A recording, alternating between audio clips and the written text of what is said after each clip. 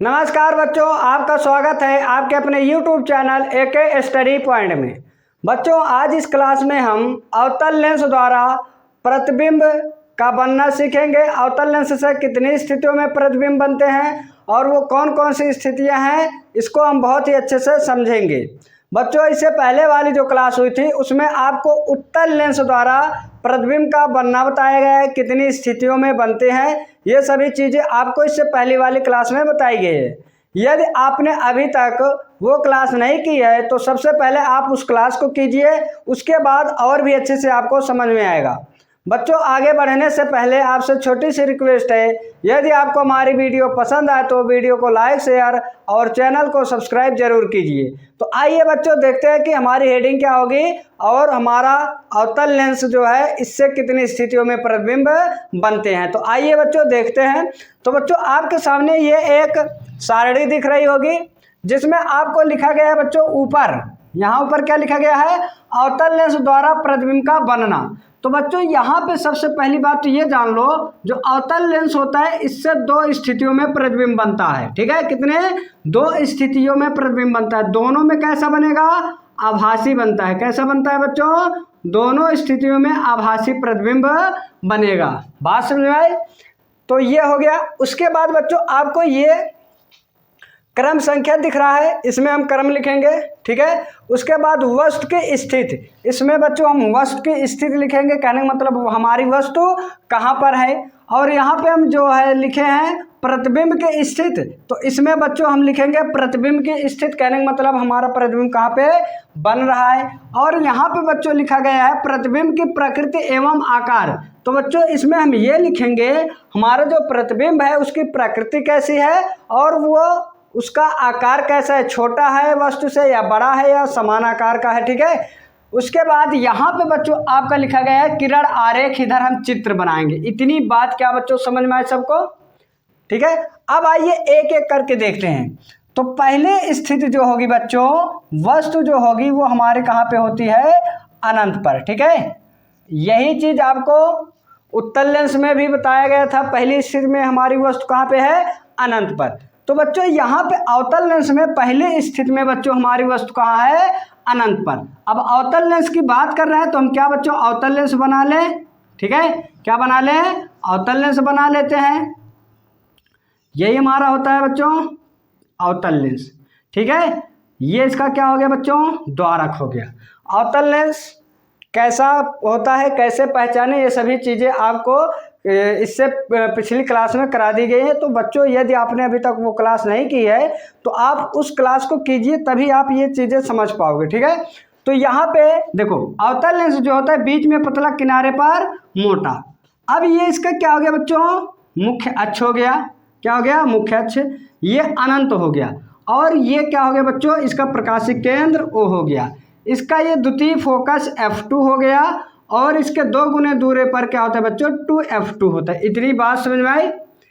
और इधर हमारा क्या बच्चों? F1 है। और बच्चों यहाँ पे हम बात करें, ये 2F1 है, उसके बाद अनंत है। ठीक, अब यहाँ पे जरा समझना बच्चों, वस्तु हमारी कहाँ पे है? अनंत पे। तो बच्चों, अनंत से चलने वाले प्रकाश किरण क्या बच्चों हमारा मुख्य अक्ष के समांतर आएगा। ठीक, कैसा आएगा? मुख्य अक्ष के समांतर। तो हमने ये समांतर आपतित करा लिया है, ये सभी चीजें आपको बताई गई हैं। ठीक है, अब ये प्रकाश किरण को क्या करेगा? इसका काम क्या है? प्रकाश किरणों को फैलाना या बटोरना। ये प्रकाश किरणों को क्या करेगा? ये वाला लेंस इसको फैला देगा। तो बच्चों, ये प्रकाश किरण को क्या करेगा? ऐसे सभी दिशाओं में क्या करेगा?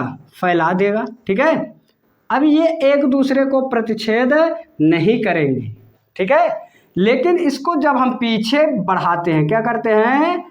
पीछे बढ़ाते हैं, तो ये हमें द्वितीय फोकस इससे F2 पे मिलती हुई क्या होती है? प्रतीत होती है। क्या होती है बच्चों? F2 पर क्या होंगी? मिलती हुई प्रतीत होंगी। तो बच्चों, जहाँ पे मिलती हुई प्रतीत होती है वहीं पर क्या बनता है? हमारा प्रतिबिंब बनता है। वही प्रतिबिंब की क्या हो जाती है बच्चों? स्थिति हो जाती है। तो यहाँ पे हम प्रतिबिंब की स्थिति में क्या लिखेंगे बच्चों? फोकस F2 पर। क्या लिखेंगे बच्चों? फोकस F2 पर। कहने का मतलब बच्चों प्रतिबिंब हमारा कहाँ बन रहा है? फोकस F2 पर। इतनी बात समझ में आई? अब इसमें हम क्या लिखेंगे? प्रतिबिंब की प्रकृति, जैसा कि हमने आपको बच्चों पहले ही बता दिया है कि दोनों स्थितियों में हमारे प्रतिबिंब कैसा होगा, आभासी होगा। क्यों? क्योंकि ये मिलती हुई प्रतीत होंगी, ये वास्तव में नहीं मिलती हैं। अगर वास्तव में मिलते तो हमारा वास्तविक प्रतिबिंब हो जाता, लेकिन यहाँ पे ये मिलती हुई प्रतीत होंगी, इसलिए हमारा कैसा होगा बच्चों, आभासी प्रतिबिंब होगा। कैसा होगा, आभासी। अब यदि हमारा आभासी है तो हमारा आभासी प्रतिबिंब जो होता है बच्चों सीधा होता है। कैसा होता है, सीधा। अब इसका आकार क्या होगा बच्चों, वस्तु से बहुत छोटा। ठीक है बच्चों, बहुत छोटा बिंदुवत होगा। कैसा होगा बच्चों, बिंदुवत, बहुत छोटा होगा। आप यहाँ पे देख रहे हैं ये कैसा मिल रहा है, बिंदुवत। ये हमारी वस्तु कहाँ पे है बच्चों, अनंत पर है। इतनी बात समझ में आई। अब इसके बाद दूसरी स्थिति जो है बच्चों, दूसरी स्थिति में समझना जरा, वस्तु अनंत के बाद, ठीक है, अनंत के बाद हमारा ये जो वस्तु है इसके द्वितीय फोकस और अनंत के बीच में कहीं भी रहे, चाहे यहाँ रहे, चाहे यहाँ हो, चाहे यहाँ हो, ठीक है, तो हमारा जो प्रतिबिंब बनता है लेंस और F2 के बीच में ही बनता है। तो आइए बच्चों दूसरी स्थिति हम क्या लिखेंगे, दूसरी स्थिति लिखेंगे F2, वस्तु की स्थिति लिख रहे हैं बच्चों, F2 और अनंत के बीच। वस्तु हमारी कहाँ चली गई बच्चों, अनंत के बीच। ठीक है, वस्तु हमारी कहाँ पहुँच गई, F2 और अनंत के बीच, चाहे जहाँ हो, चाहे यहाँ हो, यहाँ हो, यहाँ हो, जहाँ भी रहे, तो हमारा जो प्रतिबिंब बनेगा लेंस और F2 के बीच में ही बनेगा। तो बच्चों आइए यहाँ पे हम बना लेते हैं, पहले अवतल लेंस बना लेते हैं। ठीक है, ये हमारा क्या हो गया बच्चों, अवतल लेंस हो गया। ठीक है, ये इसका क्या हो गया बच्चों, द्वारक हो गया। ये इसका मुख्य अक्ष हो गया, इसका ये प्रकाशिक केंद्र हो गया, और इसका ये अनंत हो गया। और ये क्या हो गया बच्चों, इसका F2 हो गया। क्या हो गया, F2।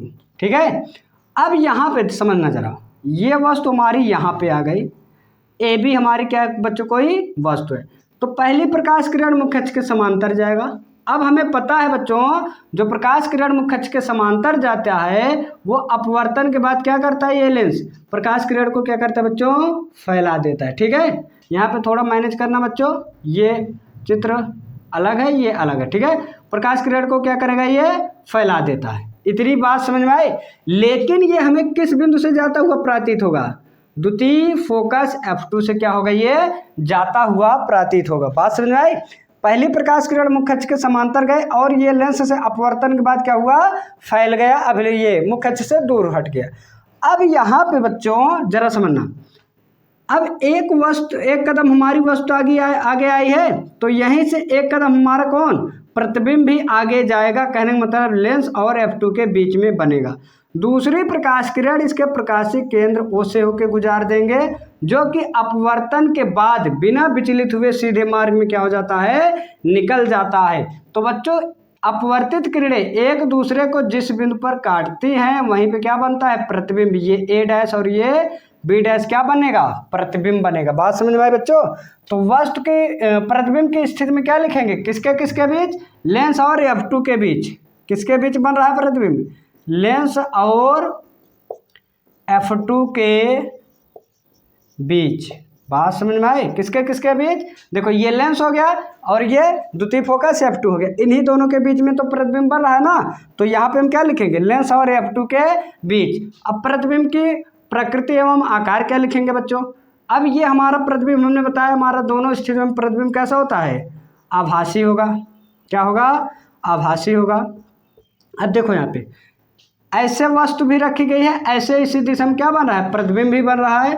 ठीक है, इसका मतलब हमारा प्रतिबिंब कैसा बच्चों, सीधा है। ठीक है, उसके बाद वस्तु से कैसा होगा बच्चों, वस्तु से छोटा होगा। क्या होगा बच्चों, वस्तु से छोटा। बच्चों अवतल लेंस में यही दो स्थितियां होती हैं प्रतिबिंब बनाने के लिए। बात समझ आई, यही दो स्थितियां क्या होती हैं अवतल लेंस में प्रतिबिंब बनाने के लिए। बच्चों यदि आपको हमारी ये क्लास पसंद आई हो तो वीडियो को लाइक, शेयर और चैनल को सब्सक्राइब करना ना भूलें।